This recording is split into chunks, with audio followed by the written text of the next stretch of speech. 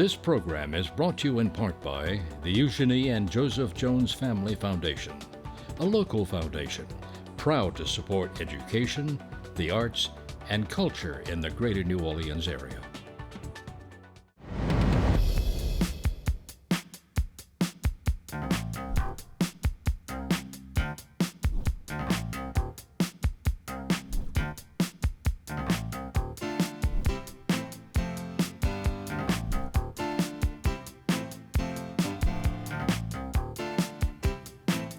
Hello, I'm Marcia Cavanaugh. Thanks so much for joining us. Well, another week in anticipation of a possible grand jury indictment targeted at City Hall, but while the political power remained uninterrupted, that was not the case at the Sewerage and Water Board, where a bizarre glitch in the power line caused a boil water advisory. Water was also an issue as Hurricane Debbie roared up the East Coast. In question was what would happen locally during a storm when water more than wind was our concern. We'll look at these stories as well as the cancellation of a St. John Parish grain export facility about which there were very strongly divided opinions. And we will ponder some question about local foliage, including why are the crepe myrtles so white this year? And why aren't more figs ripening? Joining us are tonight's Informed Sources, Errol, Laborde, producer of Informed Sources, Mark Schlefstein, environmental staff writer, the Times-Picayune, the New Orleans Advocate, Don Ostrom, Channel 12's Future Watch reporter, and LeBron Joseph, news anchor and reporter, WGNO-TV, Channel 26. And we go to LeBron because there was some action at federal court today, Yes. Maybe not an indictment that folks are potentially waiting for. Yeah, no indictments this week, but certainly the arraignment of former officer Jeffrey Vappie this week. Of course, Vappie is maintaining his innocence in the 7 counts of wire fraud and 1 count of lying to the FBI, giving false statements to the FBI. He contends he's innocent. His attorneys, Harry Rosenberg and Sean Clark, both appearing with him as well in federal court, defending their client, but also saying that Vappie looks forward to the day in court because he wants to defend his name as well. The indictment, the July 19 indictment's been all over the news. Certainly everyone has reported on it. Some salacious details certainly in there, or allegations, I should say, regarding former Officer Vappie and Mayor Cantrell, which is the lying to the FBI deal. During the proceedings, however, the feds sought to limit contact with Vappie and about 30 or so potential witnesses in the case. The judge ruled, because, in other words, what Vappie's folks are contending is that some of these people are friends. Some of these people we have, close relationships with in terms of his relationship with the mayor. He described it in that way, a close friend. And so the mayor was on that list too? Yes, the mayor's on that list as well. The judge ruled that former Officer Vappie can communicate with these individuals, but he cannot discuss any elements of the case with them. What's going to stop him from discussing? I mean, that is a very interesting point you bring up, Dawn. And you're is he being monitored? I would imagine not, but I don't know how you stop someone from speaking, about a particular thing. But I would imagine that the judge sort of tried to play both sides on this one to say, hey, yeah, you can have these close personal friendships if this is what you described them, but to go beyond this and to speak about anything related to the case is out of bounds. Now, Officer Vappie was a part of the mayor's security detail, Yes. and all of these charges really stem from activities related to that. Yes, and in short, what the allegations are is that while you were a member of the mayor's security detail, this was more than just a member of the mayor's security detail, that there was a relationship between the two of you, and that even some of the hours that you've claimed to be on the clock protecting the mayor, traveling with the mayor as well, that this was actually leisure time. Obviously, there are pictures of the mayor and Vappie after hours, at dinner, things of that nature, which is another case sort of stemming off from this in the lawsuit that the woman filed against the mayor, for the pictures and all that, or at least for reacting to the pictures becoming public. So that's what it all stems from, is pretty much the relationship with that. Now, as we were talking earlier, there is, when you talk about the amount of money they're alleging, we're not talking, $5 million here, it's a bit over $10,000. But there are other charges that the indictment names in terms of what it costs the taxpayers to fly VAPI to, along with the mayor, to be a part of that team if in fact they're going out of the country or they're going to a different state or something of that nature. And if this was more than just a casual relationship or a work relationship, then, that weighs in there as well. Now, Officer Vappy, in court said no, there was no relationship, That's right? He still insisted upon that. contends that But was the in deal. the indictment, it spells out. They spell out, they've got electronic communications, what is allegedly also a written communication, a notebook and things of that nature that the federal government says all of this supports why we think there was a romantic relationship between Officer Vappy and the mayor. Okay. So what's the next step, do we know, in this whole proceeding? Next step is that this goes to court at some point, and Officer Vappy gets an opportunity to defend himself. However, there are overtures that is being reported on several outlets that there will be an indictment of Mayor Cantrell. It's no secret that both she and Vappy had been under investigation. Both have retained counsel. And it came to fruition for former Officer Vappy. Until there is this indictment, or if it happens, we will know exactly what the feds allege the mayor to have done. If we see that, yes. Yes. Right. Yeah, it's one real good point. This goes back to a conversation I had with somebody last week. He was asking, it's not illegal to have a romantic relationship, and it's not, okay? Right. But the point is if it leads to payroll fraud. I mean, that's the point of it. That's why this is an issue. That's why they're looking to it. Yes, if it leads to that, if that's what the allegation is, then certainly that's illegal. But also, what is illegal as it relates to the relationship or the alleged relationship is if the federal government, if the feds ask you, is this what this is? And you say, no, it's not what this is, and they can prove otherwise, then that's what makes that illegal. As we were just saying, you don't lie to the FBI. it's a You tough really one to you sorta- need to be careful. Well, we'll Sure. see. I mean, this is a court proceeding, and we will see Yes, where this all certainly. this all goes. All right, thanks a lot, LeBron. I mean, something we did see this week is another boil water order issued in the East Bank of Orleans Parish. It was because of a power problem tripped off by a mylar balloon. This is a bizarre story. And it got a lot of national attention that day when it happened. Google alerts and wire service stories are just popping off the internet. I think it's because of the idea of a balloon, okay? The idea of a balloon essentially blocking out the city. If there had been a lightning or something or a plane crashed into it, it wouldn't have gotten the attention. But man, it just got all the newspapers covered it. As far as we know, it wasn't a Chinese balloon. So I guess that We don't know that's a good thing. But the bizarre circumstances is that the mylar balloon, that once it tripped off the electricity, it affected the pumps. And of course, you got to get the pumps back on rather quickly.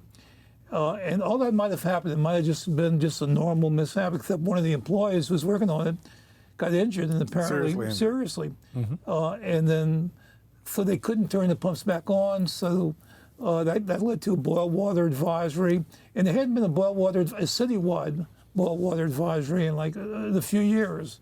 And so this was back to the same old thing. And of course, this raises issues.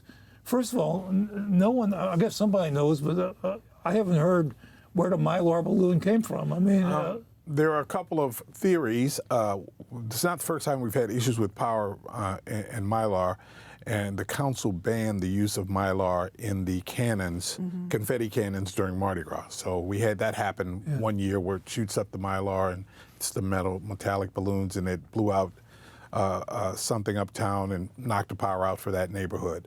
Mylar balloons and even rubber balloons are a very popular thing in our city with memorials, certainly in the African American community.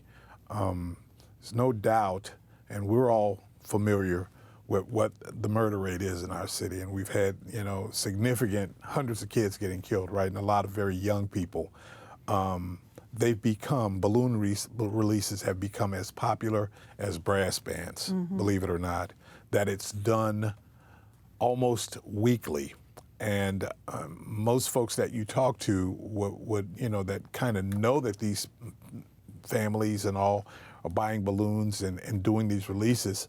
It's an interesting conversation that needs to be had. We're doing a story this week on this whole angle of it, Errol, because I don't think anyone is doing this maliciously, right? That if you know that you're going to knock the power out, Right. you know what I'm saying? We're going to release it. I don't think anyone's doing that. Yeah. And it's a high emotional time Yeah. if you've lost a loved one and you're paying tribute to them. However, it's time for a community conversation about what goes up comes down, Right. and that this In damages general, more. they're bad for wildlife too. Yes, terrible for wildlife. Speaking with some fish captains and all, terrible for wildlife. The state of Florida has banned actually balloon releases of over 10 balloons. Governor DeSantis signed that into law within the last year for some of these same things, but it's a wildlife issue in the state of Florida for them, And which so is why the they council banned it. is also in Orleans Yes, talking yes, about Councilman those Judge balloons Russo too. and others. And one thing I want to emphasize, that at surface, when people first heard about this, about balloons shutting down the city, it was almost laughable. What separates it, though, the tragedy is the employee. Yeah. Apparently, it's very, very serious. They've never Right. said they've never identified the employee or what happened. But apparently, it's a very serious injury. So Yeah, we don't know enough about that. We hope Yeah. for his recovery, that's for sure. All right, guys, thanks a lot. We're going to move on over to Mark right now. A lot of water has fallen on the East Coast due to Hurricane Debbie. I mean, that was a storm that really, really packed a lot of water, rainfall as it went along with us, with it. So, how would we fare if Debbie would fall over us? Not well. And the reality is that if you look at what happened during Debbie, this is a very slow-moving storm. One of the things that is being looked at seriously is that one of the issues involving climate change is that it seems to have been causing tropical storms and hurricanes to slow down as they approach the coast of the United States, and then in some cases to stall. And the result of that is that you end up with much more intense rainfall events. We've seen that in the past in a couple of major hurricanes, Hurricane Harvey in Texas, Hurricane Sally in Florida in the past. And that's what happened. What has happened this time, where you had a very slow-moving hurricane come ashore. It's only a tropical storm once it's ashore, but it's still producing lots of rainfall. And the result of that is that there are numerous locations throughout Florida, Georgia, North Carolina, all up the coast, where we're seeing 15 to 20 inches of rain over 12 to 24 hours. So the question is, can New Orleans handle that? Well, we all know the answer to that. And, No, we can't. We've experienced it. 4 you know, inches. the Sewerage and Water Board has a standard that they use, which is they can handle the first inch of rain in an hour and an inch every hour thereafter, which I think is pushing it a bit. Jefferson Parish's first inch of rain in an hour and half an inch every hour thereafter. But the reality is that our drainage system is not set up for these intense rainfall events. And so that is going to continue to be a problem. Gaston Corbin, with the Sewerage and Water Board, I asked him this question before the Mylar balloon hit. And even without the Mylar balloon, this would have overwhelmed the Sewerage and Water Board's drainage system. Well, that is so much rainfall. I mean, you recall back in 1995, right? May 8th, 1995. Heavy, the average was about 12 inches or so? The official total is about 12 and a half inches that was measured at the Armstrong Airport. But there were locations, at least one location, with 28 inches of rain in 24 hours. At my house, I could see about 10 inches of rain in about 3 hours. Wow. It was enough to turn my the street in front of my house from 0 water to 3 feet of water in front of the house. That was really, really a bad flood event in 1995. Right, and that's the same sort of a thing that we're talking about with these kinds of storms. The problem is with our atmosphere, climate change, global warming is resulting in warmer temperatures, and those warmer temperatures allow the atmosphere to hold more water. And once it gets on shore, in the context of thunderstorms, that water drops out, and that's what's happening. So what's the answer? What can we do? Just build high? The part of the post-Katrina improvements to the system inside the city were dramatic improvements in the drainage system. Some of the canals, underground canals uptown were doubled in size, twice as high as they were before, big enough for a school bus to be in. But that's still only a once in 10-year storm, a 10% chance of occurring in any year. And these are 100-year, or in some cases with the 20 inches, 1,000-year storm. Remember after that original May 3rd flood, the day Dutch Memorial was inaugurated, that flood? And what happened over the next few years, the huge pipes that were installed all uptown along Napoleon Avenue. It was a big, big project. Right. That's the project I was talking about, and it only allows the city to get back to that once in 10-year level of protection. It's not an increase from that. Well, maybe we all need St. Joseph bread. That is a family lore in my family for the 1995 flood. An aunt of mine who lived in Harahan, everybody was flooding around her, and she had St. Joseph's bread, and she crumbled some out in front of her house, and she did not flood. And Holy cow. that is the faith that St. Joseph rainwater protects you. and boil it so we can drink I'll tell it. you that another too. alternative is putting rain barrels outside your house. And collecting. They're still not going to get. They'll deal with the 10-inch rainfall. And also maybe, retention ponds too. I know. And there is an effort that the city is looking at for turning thousands of acres into a retention pond. And Jefferson But does it's that very with Pontiff expensive to playgrounds, do. and that's just one small We're still area. talking millions of dollars. And But if your house floods and you need to buy a new house, you can rely on St. Joseph again, because That's right. It'll sell. If you bury him upside down, Yeah, that's one of right, the your house will specialties, sell. Learning all kinds of things here, huh, Dawn? All right, let's go over to you. White crepe myrtles are beautiful, and we're seeing a lot of them. Well, this particular question came from Errol. Yeah. Is there something different with the crepe myrtles this year? I talked to Dan Gill at the LSU Ag Center this week about all things trees. Kind of, are we seeing anything different this year versus last summer? A much drier summer until July we had here than last summer when we had a total drought. In terms of the crepe myrtles, he says there is no color revolution happening, nothing out of the ordinary, but that the Natchez variety of crepe myrtles is the most popular, and the Natchez is the biggest of the trees at 25 to 30 feet tall with the largest blooms, and they bloom more frequently, and they are white. So we see them more often because they're just more popular. And the biggest. And then the Okama version, also white and smaller, is also popular here, but the pink and purple and all that are out. The blossoms don't change color from year to year. He said tree blossoms are genetic, just like eye color in a human is bloom color in a tree. So we're just noticing more of the white ones because people have more of them. The other question I asked him about were fig trees. I have a fig tree that looks like we are almost in winter time. All the leaves have shed. They've turned brown and crumpled up and fallen off. He said because of that rainy period we had in July, we've got fungal infections all around. Constantly we have fungal infections blowing around the trees. But when we were dry, they would blow on a leaf and blow off a leaf. If they blew on the leaf and then we got hit with those rainstorms unexpectedly, then it soaks into the leaves. And we have something called thread blight, which is hitting earlier this year than it normally does. Thread blight and fig rust, which are both fungal infections that affect the figs.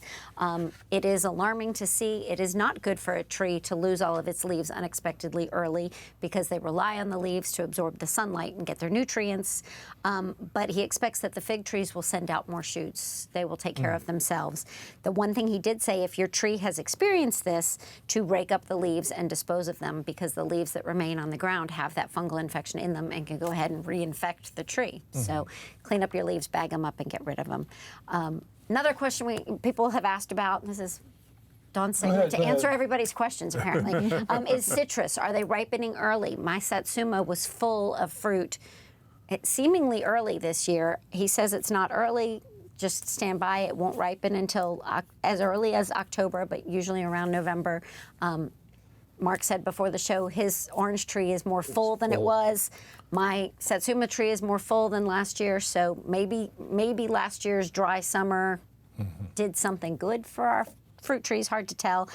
In terms of all of our foliage and our grass and all that, last summer really spelled disaster for a lot of things. Burned it up. And burned everything up. This year we're in a much better period. We are in a typical hot spell like we do get. If we go more than 10 days without a good soaking rain, you really ought to get out there and water your yard and water your trees and your bushes because they need This that week water. has been kind of dry, too. Dry and We're hot. almost at that 10-day period, so it's almost time to get out there and do the watering, but nothing else special you need to be worried about or doing. And to enjoy those white crepe Yes. myrtles because they are beautiful. They definitely Yeah, I was all going of to them say, are. I was in Charlotte, North Carolina a few weeks ago, and there was white crepe myrtle trees all over. All over. Okay, so if people think we're imagining things, No. goodness to say, there really are a Lots of lot of white. white crepe myrtle trees. And they're beautiful. Okay, Don, thanks a lot. Let's wrap up with you, Mark, because in St. John Parish, right, the grain elevated facility was planned there, but now it's gone. Not going to happen. Right. There was a Corps of Engineers hearing on Tuesday night in the community up there, and Greenfield, Louisiana, was hoping to hear that they were getting news about getting their permits. And the Corps has told them that it's going to be another 6 months before they can get to the point where they're able to say yes or no on the permits. And so Greenfield pulled the plug. They just announced right then and there that they were pulling out. It's an $800 million project. Well, there are differing numbers that the company has used. It's between $300 and $800 million, but we're talking more than 50 of these grain silo elevator large structures that would be put on this property. And the key issue that has come up that has delayed this for so long apparently is not something really environmental about it. It has to do with the fact that this is a community that has lots of historical facilities in the area. There are a half dozen plantations that are key for tourism in the area. And there's real concern by the Corps that this facility will be disrupting that, and that is something that they are required to look at under federal law, is whether or not there are conflicts between a new industry and the historical import of these areas. And residents, too, had opposed it, too. Right, A group of residents. and that's one of those historical areas is actually the WYES community, which is on the National Register as a historic Black community. That community and the Descendants group, which was formed out of that community, have been opposed to it from day one for both environmental reasons and for this issue of, there may be slave graves on the site that still have not been adequately identified, and so that's all come to a fore. On the other side, you've got Governor Landry, who was very quick to put out a statement originally right through the company in which he said this is terrible for the Corps to do, that this is really would have been a significant improvement to the economy, the local economy, would have been more jobs. The company's talking 300 full-time jobs and 1,000 construction jobs, and a significant loss of revenue, of tax revenue for the state and the locals. So is it talking about going to another spot in Louisiana or just leaving the state, or do we know? We don't know yet. They're not saying. My assumption is that there's two pieces of this that we don't really know the answers to. One is whether or not this organization, this company that was created to build this, actually still has the financial wherewithal that it wants to put into it. And the second one of those is whether or not they're already negotiating with some other location that does not have these historical and environmental problems that they're running into. But bottom line, the spot where they did want to do it, that's not going to happen. It's not going to be there anymore. Right. There are those that are happy and there are those that are not. Yeah. I don't want to ever say never.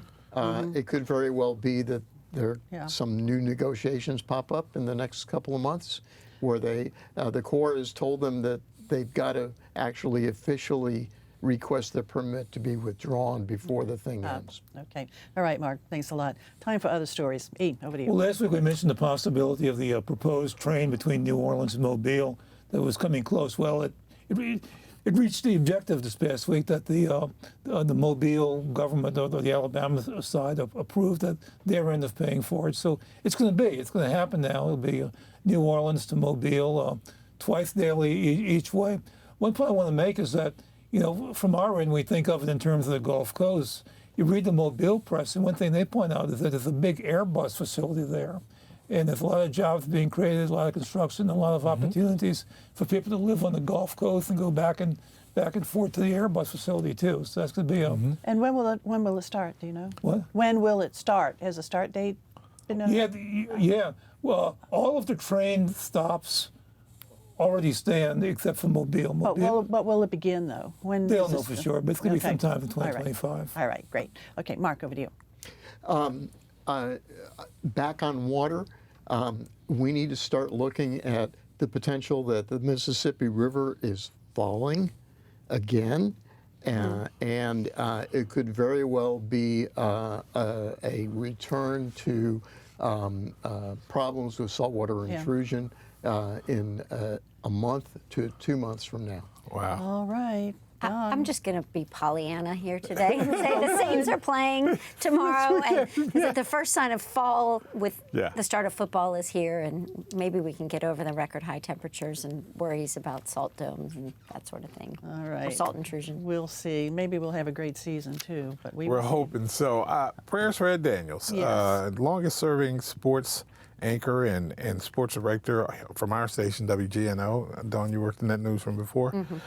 Ed suffered a serious medical emergency in Los Angeles while out to visit Saints camp a couple Fridays ago. This week, Ed was finally moved to New Orleans through the generosity of Mrs. Benson, which was a wonderful thing, a very expensive medevac flight to get him down here. He's in care at Ochsner, so praying for Ed and his family and all, and want him to pull through. We attended the rosary at his church out in Metairie a couple Wednesdays ago, and I tell you, just the hundreds of people there, just the most moving thing, and a lot of support there. Good man. a lot good of man, love going Ed's way, and we Yeah. certainly do wish him a recovery, a speedy recovery. All right, guys, thanks a lot for being here, and thank you all for watching too. And we will, of course, see you again next week for Informed Sources. Have a good evening.